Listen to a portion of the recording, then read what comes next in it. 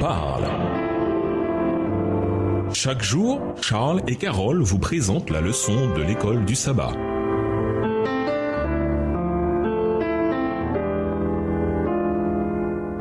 Bienvenue à votre émission Dieu nous parle.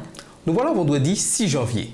Pour aller plus loin, nous vous invitons à lire dans le livre La tragédie des siècles, le chapitre Les Écritures, notre sauvegarde, aux pages 435 à 441, ainsi que dans le livre Jésus-Christ, le chapitre Que votre cœur ne se trouble pas, aux pages 666 à 686, livre écrit par Ellen G. White. Pensez à toutes les vérités que nous connaissons simplement parce qu'elles nous sont révélées dans la Bible. Pensez par exemple à la création. Quel contraste entre ce que la parole de Dieu nous enseigne sur la manière dont nous avons été créés et ce que l'humanité enseigne, théorie que l'on appelle désormais synthèse néo-darwinienne. Voyez combien les humains ont tort. Pensez aussi au retour de Jésus et à la résurrection des morts à la fin des temps. Voilà bien des vérités que nous n'aurions jamais pu connaître par nous-mêmes. Elles nous ont été révélées et elles ont été dans la parole de Dieu, inspirées par le Saint-Esprit. En fait, la vérité la plus importante de toutes, celle que Jésus-Christ est mort pour nos péchés et que nous sommes sauvés par la foi en lui et en ses œuvres en notre nom, est une vérité que nous n'aurions jamais pu concevoir par nous-mêmes. Nous la connaissons uniquement parce qu'elle nous a été révélée. Pensez à d'autres vérités que nous ne connaissons qu'à travers la parole de Dieu. Que nous indique le fait que de telles vérités cruciales ne se trouvent que dans la parole de Dieu sur le rôle central que cette dernière doit avoir dans notre vie. À méditer.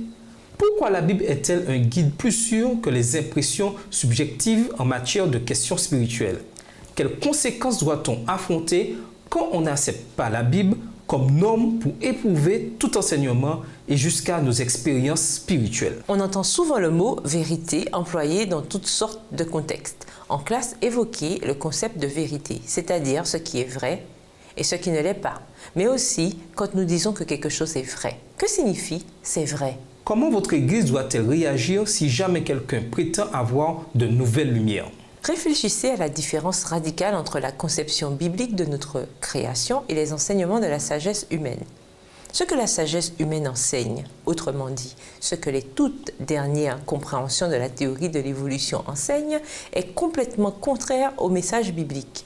Pourquoi dans ce cas devons-nous faire confiance à la Bible au-dessus de tout le reste? Pour conclure, recevez le Saint-Esprit, Jean 20, verset 22.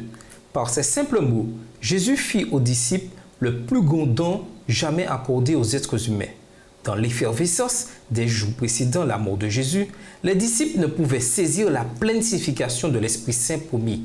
Animés de la puissance de l'Esprit en eux, ils auraient quelqu'un pour les consoler en période de chagrin, pour les guider vers la vérité s'ils s'égaraient et pour les remplir de puissance dans l'accomplissement de la volonté de Dieu. Cette puissance fonctionnerait de l'intérieur vers l'extérieur et ne serait nullement affectée par les limites humaines auxquelles Jésus avait été soumis. Rien d'étonnant à ce qu'il se soit exclamé « Il est préférable pour vous que je parte. Si je pars, je vous l'enverrai. » Jean 16, le verset 7. Aujourd'hui, ce même esprit, celui qui se déversa sur les premiers disciples, aspire aussi à se déverser sur vous.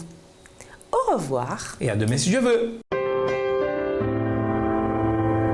Dieu nous parle. Chaque jour, Charles et Carole vous présentent la leçon de l'école du sabbat.